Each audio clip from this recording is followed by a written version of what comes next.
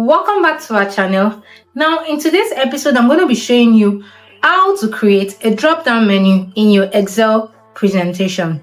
A drop-down menu is basically used to create consistency in your data and ensure speed when inputting data. Without taking much of your time, let's dive in.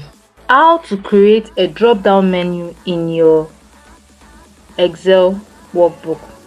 Now, the first thing you need to do is to create another sheet and list out the items that you want to appear in the drop down. Then come back to the first sheet where you have your data imputed. Go to the cell where you want your drop down menu to appear. Highlight on them. Go to your tools bar, click on data. Under data, you look for data validation.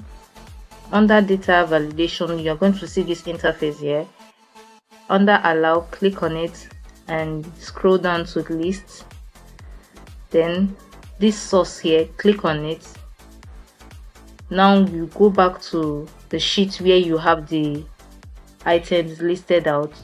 Highlight on them, click enter on your keyboard and then click OK.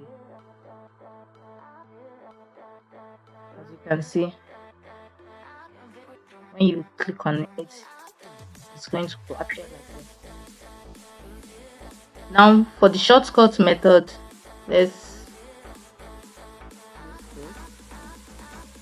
highlight on the cell. I've already created the list already. Highlight on the cell where you want it to be. Then use the alternate AV.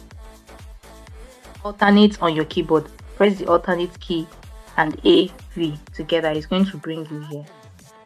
Click on data validation. Just repeat the same method of what I showed you the last time. Source. Then go back to the sheet and then highlight on this, click enter and then click easy peasy. And there you have it. Easy, right? To enjoy more tips like this, kindly like, share and subscribe. See you in the next video next time. Bye.